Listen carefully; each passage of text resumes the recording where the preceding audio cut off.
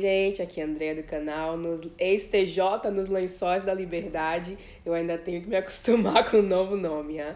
Mas tá tudo bem com vocês? Eu espero que sim. Hoje nós vamos finalmente analisar a terceira parte do modelo Byte. Estamos na letra T. Se você não viu ainda os outros 2 vídeos dessa série em que eu estou analisando e pontuando, né, as categorias e subcategorias do modelo Byte para determinar se as testemunhas de Jeová são uma seita, um grupo de autocontrole ou não. Até agora, nas 2 outras partes, qual é a resposta? Vai lá nos vídeos para você ver. Então, hoje nós vamos analisar a letra T da sigla em inglês, que em português corresponde a controle do pensamento.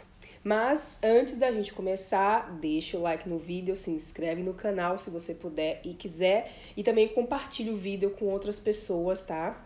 Para que outras pessoas tenham acesso a essas informações e as críticas que a gente faz aqui sobre a organização das Testemunhas de Jeová. Muito bem, vamos lá, controle de pensamento.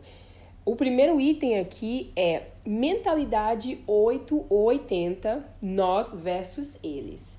Bom, será que as testemunhas de Jeová, minha gente, colocam como se elas tivessem uma informação e as pessoas do mundo têm outra informação e somente o que as testemunhas de Jeová têm é verdadeiro? Será que elas pensam assim? Vamos ver um videozinho aqui e aí a gente conversa.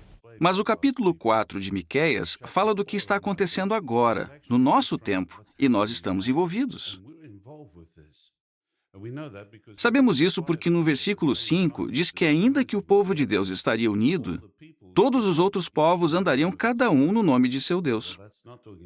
Então é claro que não está falando do novo mundo, mas sim de hoje. Agora, como as testemunhas de Jeová no mundo todo conseguem ser tão unidas e não se envolver nos conflitos deste mundo? Uma das coisas é a neutralidade cristã. O que significa ser neutro? Significa não tomar partido em assuntos políticos. É claro que apoiamos a Jeová e o reino, mas não tomamos partido nos debates e nas questões políticas deste mundo. Ok, então a gente viu aí ninguém mais, ninguém menos que Geoffrey Jackson, um dos membros do corpo governante das Testemunhas de Jeová. Geoffrey Jackson, ou a.k.a. o membro do corpo governante que mentiu na corte real australiana. Se você não sabe do que eu tô falando, joga no Google aí para você entender.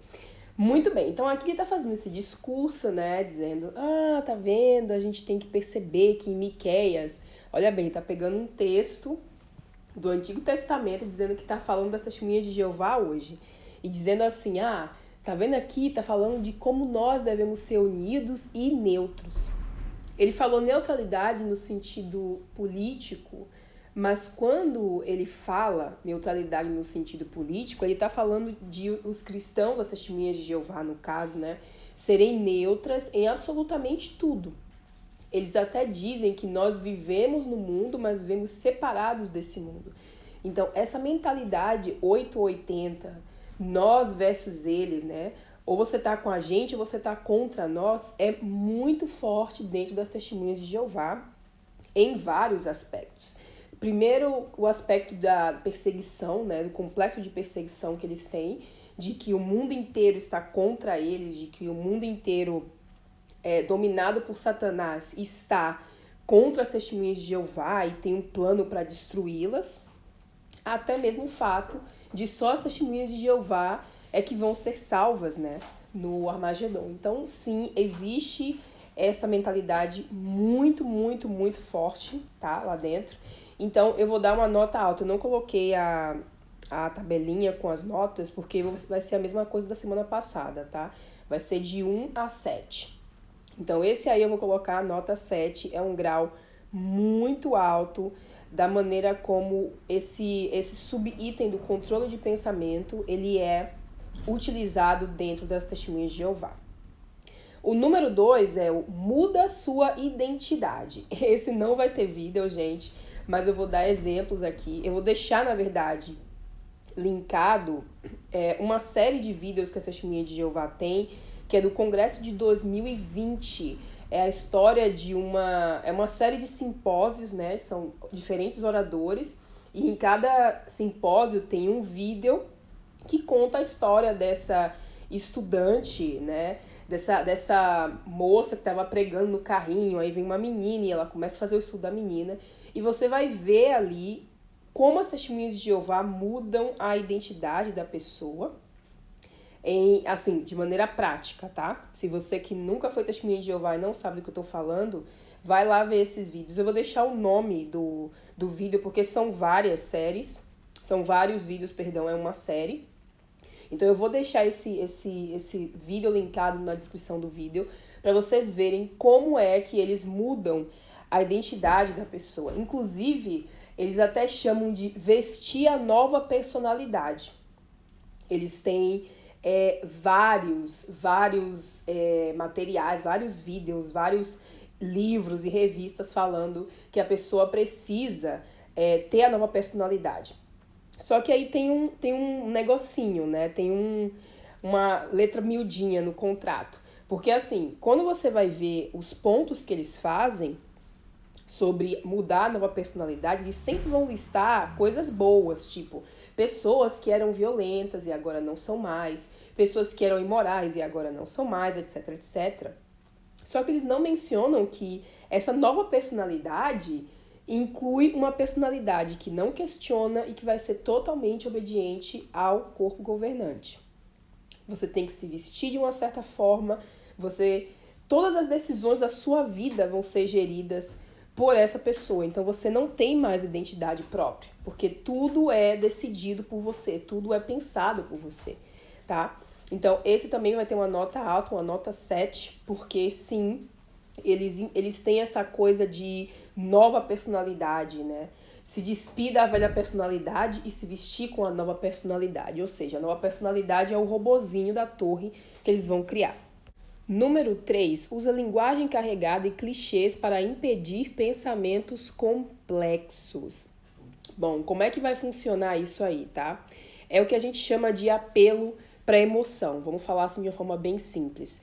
Então, toda vez que uma testemunha de Jeová tem um pensamento mais complexo, ou algo que está assim, fora daquilo que está dentro das publicações, dentro da propaganda das testemunhas de Jeová, eles são treinados para suprimir isso com apelo para emoção. Eu vou mostrar um trechinho de um vídeo aqui do nosso queridíssimo Stephen Lett, o queridíssimo que faz as caretas mais esquisitas quando ele tá falando. Vamos ver. Fora. E aí algumas outras pessoas talvez comecem a dizer coisas negativas. E você não sabe se essas pessoas são apóstatas ou apenas irmãos que estão com sérios problemas espirituais. Mas faz diferença? Como essas coisas afetam você? Depois de uma conversa assim, você se sente encorajado, decidido a fazer mais para Jeová, mais convencido do que nunca de que você está na organização verdadeira, que você ama e que se sente honrado de fazer parte dela? Ou essa conversa te deixa triste, incomodado e preocupado? Desculpa, pessoal, eu acabei confundindo o nome, né?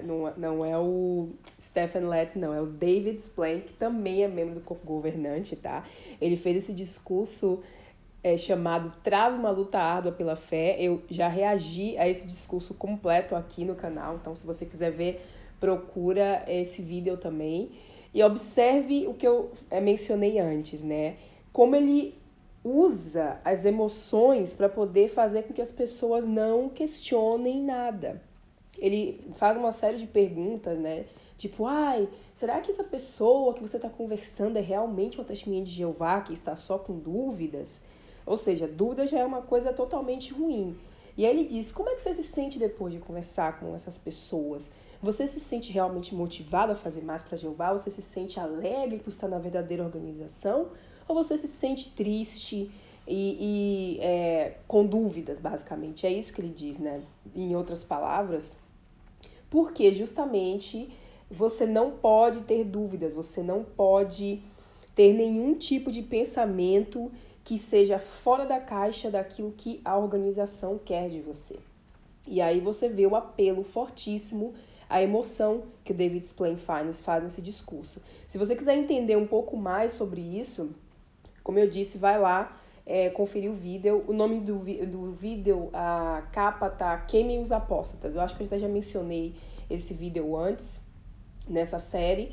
Mas muito bem, então. Esse também vai receber uma nota muito alta, o número 3, tá? Vai receber uma nota 7 também, porque eles fazem muito isso.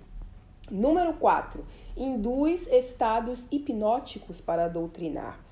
Então, você olhando rapidamente isso aqui, você ia dizer, nossa, não, as Testemunhas de Jeová não usam hipnose. Mas o que é realmente, né, gente, hipnose? Então, hipnose. Segundo a atual definição da Associação Americana de Psicologia, hipnose é um estado de consciência que envolve atenção focada e consciência periférica reduzida. Ou seja, você foca em uma coisa e aquilo que está ao redor daquela coisa perde, tá? O foco da sua atenção, porque você está realmente só mentalizando, focalizando em uma determinada coisa. É caracterizado por uma maior capacidade de resposta à sugestão, ou seja, você fica mais aberto a fazer aquilo que as pessoas, ou que a pessoa que está te hipnotizando manda você fazer, tá? Você fica mais sugestionável. É um estado mental ou um tipo de comportamento, usualmente induzidos por um procedimento conhecido como indução hipnótica, o qual é geralmente composto de uma série de instruções preliminares e sugestões. Então, né, quando a gente pensa em hipnose, a gente sempre pensa em alguém com um reloginho balançando de um lado para o outro na frente de uma pessoa. Mas a hipnose, gente, envolve muito mais do que isso. E você vai com certeza dizer, mas as Testemunhas de Jeová não usam técnicas de hipnose. Será que não usam mesmo? Porque se você parar para pensar, o que são as assembleias dos congressos, hein? Aquilo ali é uma grande sessão de hipnose. Você tá cansado porque tem que planejar, especialmente os congressos, que eram 3 dias, tá? Se você não for os 3 dias, você é mal visto. Então, o que acontece? Você tá cansado porque você tem que se preparar, como eu falei. O programa começa geralmente às 9, então você tinha que sair bem cedo de casa. Às vezes tinha que pegar ônibus para poder chegar lá, enfim. E você ficar ali só o tempo inteiro recebendo. Porque são horas, gente. Começava às 9 da manhã e terminava tipo umas 5 da tarde. Depois eles foram reduzindo. Depois começou a terminar, eles passaram a terminar tipo umas 3 ou quase 4 horas. Mas é muito longo e é só 1 hora e pouquinho de intervalo. E você tá ali conversando com os irmãos e, em teoria, você devia estar conversando sobre o programa, né? Então, você tá ali numa grande sessão de hipnose onde sua atenção tá totalmente focada, totalmente direcionada à propaganda das Testemunhas de Jeová. Parece uma coisa assim bem absurda, gente, mas aquilo é uma sessão de hipnose, porque você realmente não está prestando atenção no que está acontecendo ao redor. Você está ali com o seu foco total e pleno no congresso, no alimento espiritual. Então esse também vai receber uma nota muito alta, induz estados hipnóticos para doutrinar. Eu não vou dar 7, eu vou dar uma nota 6 nesse aí, eu vou tentar ser um pouquinho generosa, mas ainda é uma nota bem alta. O número 5, ensina técnicas para impedir pensamentos críticos. E somente pensamentos positivos são permitidos. Eu vou juntar esses dois para mostrar um vídeo para vocês. E a minha nota também vai ser 7, tá? Para ambos. Ensina técnicas para impedir pensamentos críticos e somente pensamentos positivos são permitidos. Nos dois são 7 e a gente vai ver por quê. Tudo bem. Eu tive que lutar contra pensamentos negativos. Como assim? Pois é. Ainda bem que eu tive uma grande amiga que sempre me ouviu e me ajudou. Eu nunca vou esquecer disso. Eu até orava, mas às vezes os sentimentos eram tão fortes que eu não sabia o que fazer. Eu sei, querida. Eu imagino como deve ser difícil. Será que eu sempre vou me sentir assim? Você não precisa se concentrar nisso agora. É melhor tentar controlar esses pensamentos quando eles aparecem. Controlar? É, Elaine, você sabe que a gente tem que pedir a ajuda de Jeová para controlar nossas ações. Mas a gente tem que fazer a mesma coisa com nossos pensamentos. Eu nunca parei para pensar nisso antes. É, a Bíblia mostra como. Vamos ler um texto? Eu acho uma boa ideia. É 2 Coríntios 10:5. Você vai gostar desse texto. 10:5. Você consegue ler esse texto pra gente? Que se ergue contra o conhecimento de Deus. E levamos todo o pensamento ao cativeiro, para fazê-lo obediente ao Cristo. A Karen me ensinou como levar meus pensamentos negativos ao cativeiro e fazê-los obedientes ao Cristo. Eu fiz uma lista de todos os meus pensamentos negativos. Todos eles. Daí, eu tentei descobrir o que Jeová pensa sobre cada um deles e procurei textos que eu pudesse me lembrar quando tivesse esses pensamentos. Eu sempre levava essa lista junto comigo. Levou um tempo, mas com a ajuda de Jeová e da Karen, eu aprendi a lutar contra os meus pensamentos negativos. Como vocês puderam ver, né? Ai, gente, esses vídeos são ótimos, né? Só que não. Gente, que coisa bizarra. Então a menina estava tendo pensamentos negativos. Eles não dizem que pensamentos são esses, mas ela faz o quê? Ela é ensinada, baseada em um versículo da Bíblia, né? Que provavelmente não estava falando sobre esse tipo de coisa, mas enfim, as testemunhas de Jeová, geralmente elas pegam um versículo, elas esticam o máximo que podem para caber na interpretação que elas querem. Então, essa menina aprende a jogar os pensamentos negativos para fora, né? Aprende a dominá-los, porque isso vai ajudar ela a não ter mais pensamentos negativos, a não ter mais pensamentos críticos também, tá? Porque eles falam aí pensamentos negativos, mas eles aplicam essa mesma lógica para pensamentos críticos.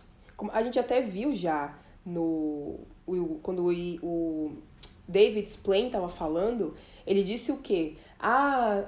Podem ser pessoas que perguntam, será que as pessoas que vivem em Betel realmente entendem como é a realidade aqui fora?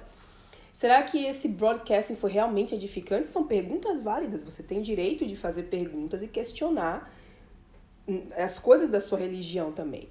Mas nas testemunhas de Jeová, nananina não, meu querido. Aqui não é lugar de questionamento, aqui não é lugar de ter dúvidas, nada disso. E se você tiver qualquer pensamento crítico ou pensamento negativo, aprenda a dominá-los e colocar numa caixinha e jogar fora, e enterrar sua cabeça na areia, e é isso aí, continuar vivendo.